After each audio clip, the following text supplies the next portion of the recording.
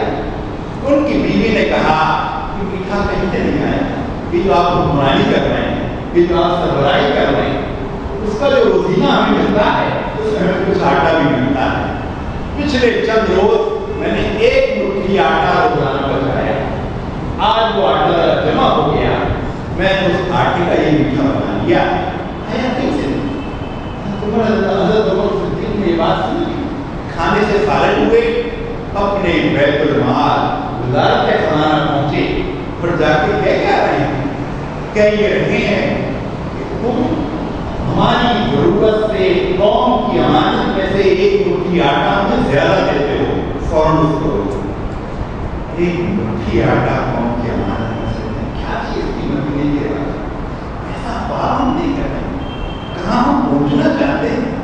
لیکن میں آپ عرض کروں گا تو اس پہلو سے یہ جو مدینے کی ریاست تقاصر کی حوصلہ شکنی کرنے جس نے آج دنیا کو عذاب میں ملا کر دیا، آج وہ دنیا ہے کہ جہاں اللہ تعالیٰ نے وسائل کم نہیں رکھے ہیں، لیکن وہ دنیا بنا دی گئی ہے جہاں ایک طرف چمکتی سڑکیں ہیں، ہائی اسکائی اسکریپرز ہیں، شاندار گاڑیاں ہیں، جہاز سیکنڈوں میں ایک سیکنڈ میں 10 جہاز ایئرپورٹ سے ہوتے ہیں، یہ کیفیت ہے۔ اور دوسری طرف صحرا میں بوریاں نشین ہیں، بھوکے ہیں، ایک طرف کتے گوشت میں پڑے ہوئے ہیں، بلکہ کتوں کی رکھوالی آپ تصور نہیں کر سکتے، اسٹور بنے ہوئے کتے ہٹا کے ان کی غذا خریدی جائے گی، ان کی دوائی خریدی جائے گی، ان کے کپڑے خریدے جائیں گے کتوں کے،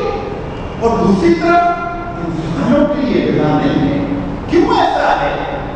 کہ مدینے کی ریاست واقعہ کی ہے، وہ تو اس ساری چیز کی جڑ کاٹنے والی ہے۔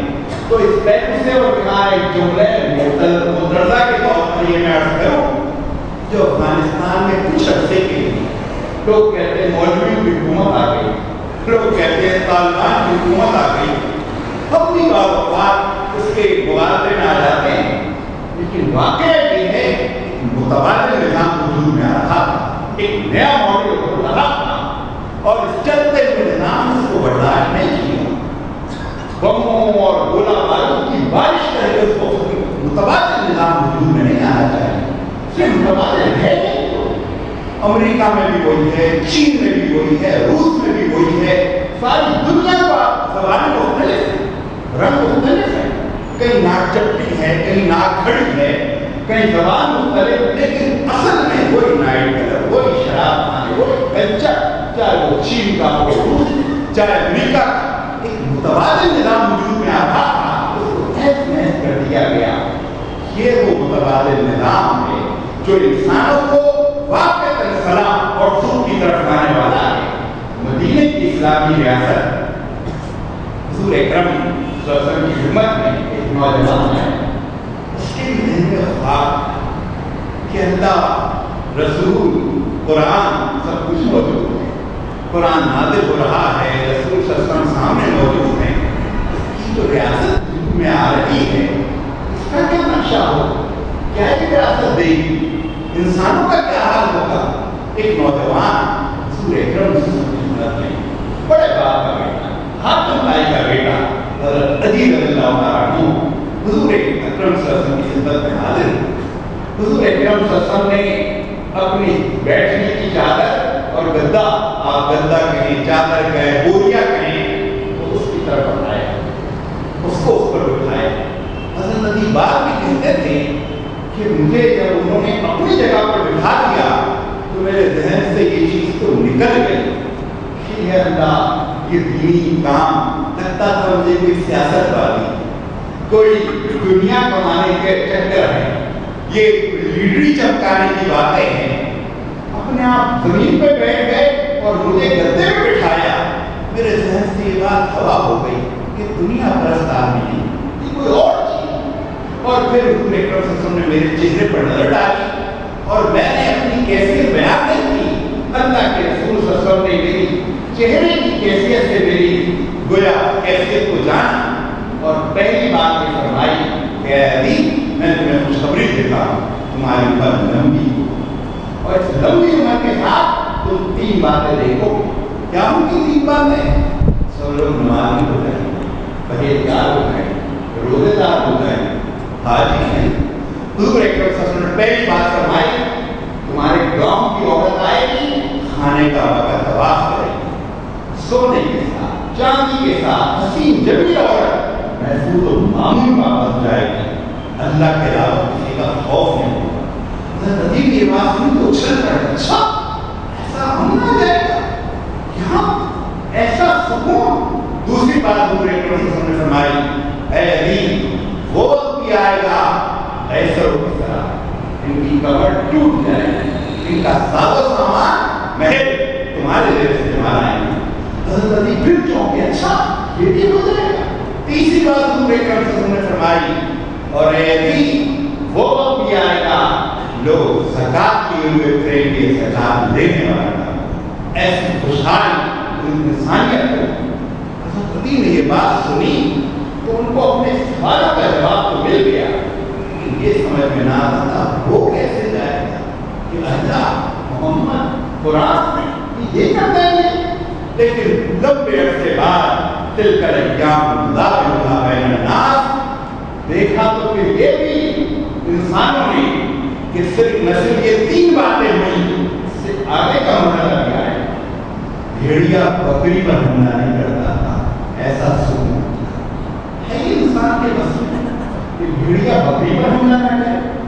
आज जदीद पार्लियामेंट में जदीद कानून साजी है, सारी जदीद मशीनरी है, और अभी 2 महीने 2.5 महीने पहले अमेरिका की रिपोर्ट आई, हर मिनट पर 25 औरतों पर हमले होते हैं।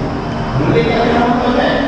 वो हमले तो कानून की गिरफ्त में आते हो, रज़ाकाराना तौर पर तो सारी बदकारियों की इजाजत है, जोर जबरदस्ती वेपन दिखाकर, हथियार दिखाकर जो इज्जत लूटी जाती है, हर मिनट पे 25।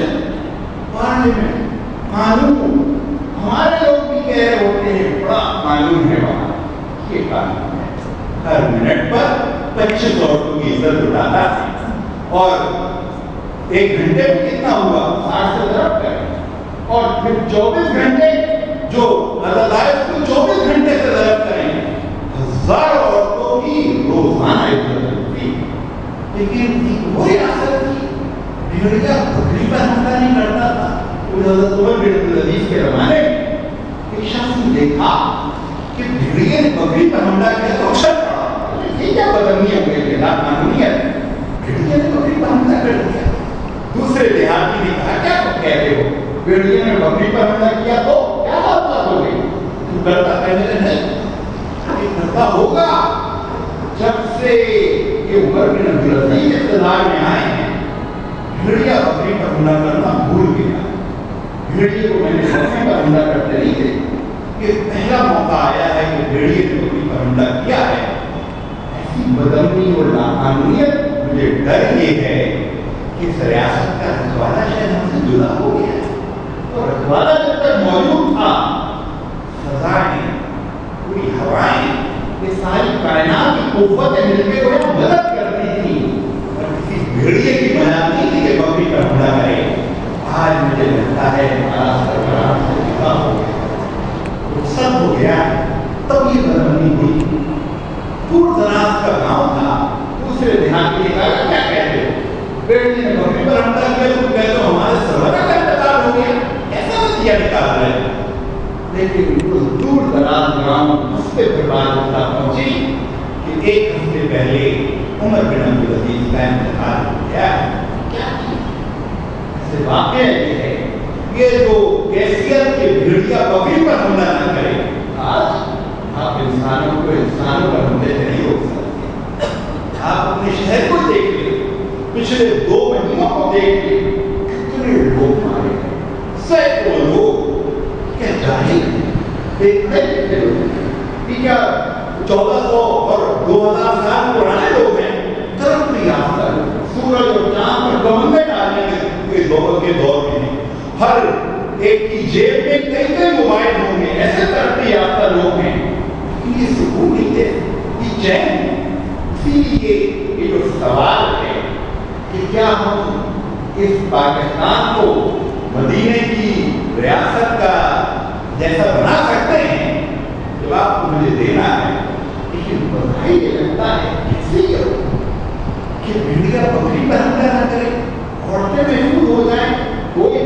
نہ ہو وہ بھی ڈاکے، اور اس ریاست میں یہ بھی ہوا ججز قاضی حضرات فیصلہ کر بیٹھے رہے، کوئی کام نہیں تھا، سب چھٹی پر تھے. کیوں؟ لوگ لڑے مریں گے تو جج کا کام شروع ہو، لوگ آپس میں اختلاف کریں گے، ایک دوسرے پر ظلم کریں گے، تب جج کے پاس فیصلہ کرانے آئیں گے. لوگ ایک دوسرے کو ظلم اور زیادتی اور لوٹ مار سب چیزیں ختم کی. کیسے یہ ہو گیا اور کیسے یہ آج ممکن ہوگا؟ یہ ممکن ہو سکتا ہے بس یہ مدینے کی ریاست واقعہ یہ ہے جدید دور میں کھڑے ہو کر اس کو بس سمجھانا بھی مشکل. یہ مدینے کی ریاست فطرت کی پکار، یہ مدینے کی ریاست کائناتی نظام سے ہم آہنگ ہونے کا نام تھا. اور سا کائناتی نظام جس کا اللہ تعالیٰ سورہ رحمان میں اشارہ کر رہا ہے، الرحمن علم القرآن خلق الانسان علمہ البیان الشمس والقمر بحسبان والنجم والشجر یسجدان.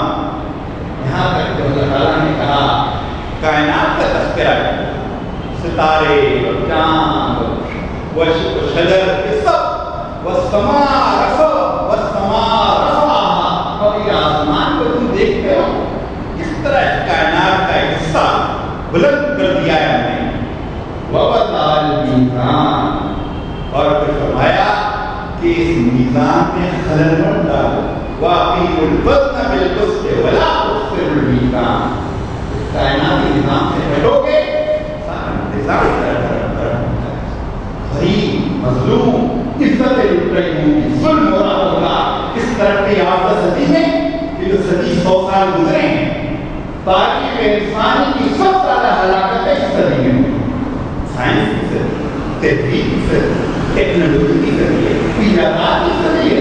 سب سے زیادہ ہلاکتیں پوری انسانی تاریخ کی ہلاکت ایک طرف، ان 100 سالوں میں جو ہلاکتیں ہوئی وہ سب پہ بھاری.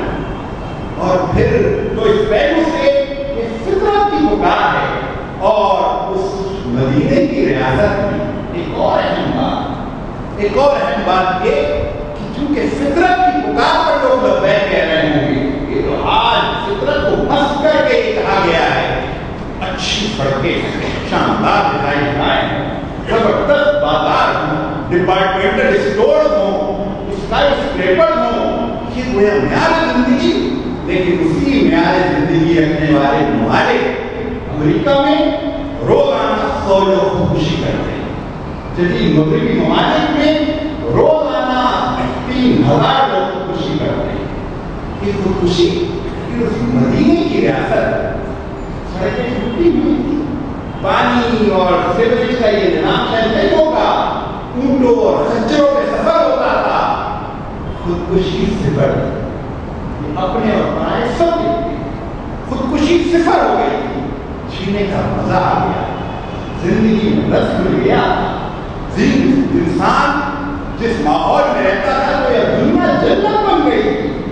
جنت اس کا نام نہیں ہے اچھے کھانے، اچھے پہننے، اچھی، یہ تو جنت اسی لیے آپ دیکھیں ہر کچھ دن بعد آپ پڑھ لیتے ہیں ہالی ووڈ کی فلاں اداکارہ نے خودکشی کر لی، فلاں چند دن پہلے فرمائی گلوکارہ نے خودکشی کر لی. ارے گلوکار، اداکار، ہالی ووڈ کیوں خودکشی کر رہے ہیں؟ یہ فطرت عجیب و غریب چیز ہے. اس کی پکار پر لبیک کہا جائے گا تب جینے کا مزہ آئے گا. اور وہ مدینے کی ریاست اس میں نشہ ختم کر دیا. نشے کی ضرورت کسی کو نہیں. نشہ کیوں کرتا ہے آدمی؟ پیتے ہیں غم بھلانے. یہ تو غمگین لوگوں کی ضرورت ہے، دکھی لوگوں کی ضرورت ہے. آج کی امریکی، برطانوی، جرمنی، جاپان کیوں یہ اتنا نشہ کرتے ہیں، کیوں شراب استعمال کرتے ہیں؟ فطرت سے ہٹے. اچھی سڑکیں ہیں، شاندار رہائش ہیں، سکون، چین ہے، اطمینان ہے. ایک طرف عورتیں اور بدنی کی ایک حیثیت، دوسری طرف سکون اور چین ایسا ناپید ہے. تو اس پہلو سے وہ مدینے کی ریاست، اس میں جو سکون اور چین تھا اور اپنے پرائے سارے تاریخ لکھتے ہیں کہ خودکشی صفر ہو گئی.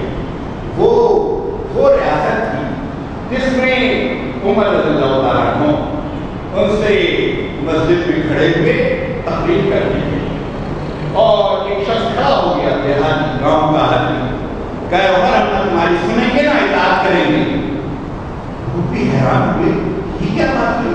انہوں نے کہا حضرت عمر رضی اللہ تعالیٰ عنہ نے کہا روکو اس کو پکڑو، اور اس شخص نے کہا کہ بھائی کرتا تم نے پہنا ہوا ہے، یہ کہاں سے تمہارے پاس آ گیا؟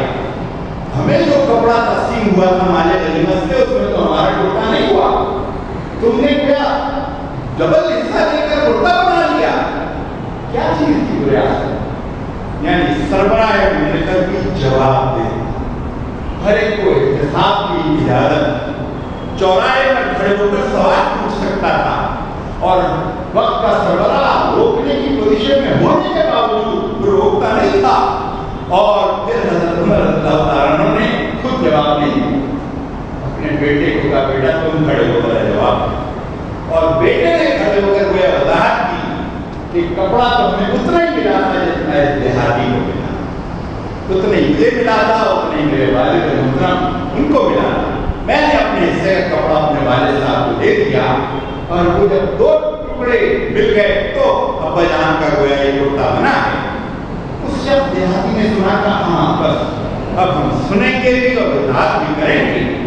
ٹرانسپیرنسی کی بات ہو رہی ہے، آج کے دور کے خوبصورت نعرے کیا شاندار اصطلاحیں ہیں، پتہ چلا ہے ٹرانسپیرنسی، ملک ریاض وہ بتاتا ہے کیا ٹرانسپیرنٹ نظام ہے۔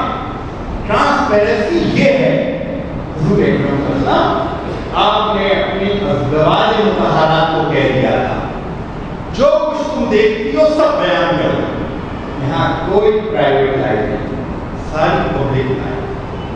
ایسے واقعہ نہیں ہے، کون ایسا ہوگا آج کی ساری فلاحی ریاستیں جہاں اگر 8 گھنٹوں کے علاوہ کوئی تذکرہ ہو کہتے ہیں وہ ہماری پرائیویٹ لائف ہے، اور حضور اکرم صلی اللہ علیہ وسلم مدینے کی ریاست کے بانی وہ فرما رہے ہیں اپنی ازواج مطہرات کو کہ جو کچھ تم دیکھتی ہو سب بیان کر دو۔ مردوں کو تو تھی اجازت، خواتین کو اجازت، گھر کے سارے معاملات، گھر کی خفیہ چیزیں سب بیان کر دیے جائیں۔ ٹرانسپیرنٹ ہر چیز کھلی ہے، جو جس وقت چاہے آ کر دیکھ سکتا ہے، جو جس وقت پر وہ واقعہ بھی آتا ہے کہ حضور اکرم صلی اللہ علیہ وسلم ایک موقع پر رات میں کسی خاتون اپنی ازواج مطہرات میں سے کسی کے ساتھ جا رہے اور ایک صحابی نظر پڑے، اور حضور اکرم صلی اللہ علیہ وسلم نے فرمایا کہ پناہ یہ میری پناہی بیوی ہے۔ آپ نے وضاحت کی، یعنی ٹرانسپیرنٹ، کوئی شک شبہ اس میں واقعی ہوئے آنا نہیں چاہیے۔ تو اس پہلو سے بالکل کھلی ہر ایک کو سوال کی اجازت، ہر ایک کھلا احتساب ہوا کر سکتا تھا، اور برابری کا موقع ایسا تھا۔ ایک طرف تو وہ ہم پڑھتے ہی ہیں حضرت بلال رضی اللہ تعالیٰ عنہ حبشی، کالے کلوٹے تھے، موٹے گونٹ والے تھے، حضرت عمر رضی اللہ تعالیٰ عنہ نے سیدنا کہہ کر پکارتے تھے، ہمارے سردار۔ کہ یہ نہیں ہوا، اسلام نے اس ریاست میں کام ایسے کیے، ایک پورا خاندان گزرا، خاندان علماء، حکمران ہیں، بڑے بڑے فقیہ ہیں، بڑے بڑے محدثین ہیں، بڑے بڑے علماء، غلاموں کو اٹھایا اور ان کو آسمان پر پہنچا دیا۔ یہاں کوئی برہم نہیں ہے، یہاں برہم اور شودر اس طرح کی کوئی تقسیم نہیں ہے۔ غلامی کا نظام ختم کر کے اس مدینے کی ریاست نے کیا انسان کو بنا دیا، گویا دنیا کو جنت بنا دیا، جنت میں جس میں لوگ رہنے اور رہنے کی آرزو لوگوں کے اندر۔ لیکن پھر میں اس سوال کی طرف آتا ہوں کہ یہ آئے کیسے ہو سکتی ہے؟ واقعہ یہ ہے کہ کوئی اگر یہ سمجھے کہ یہ میرے اور آپ کی وجہ سے قائم ہو سکتی ہے تو یہ نہیں قائم ہو سکتی۔ کون اس کو قائم کرے؟ قائم اس کو وہ کرے جس نے اس کے قائم کرنے کا حکم دیا، وہ جو اللہ تعالیٰ نے فرمایا یا ایھا الذین آمنوا ان تنصروا اللہ ینصرکم ویثبت اقدامکم۔ اے ایمان تم اللہ کی مدد کرو۔ اللہ کی مدد کیا ہے؟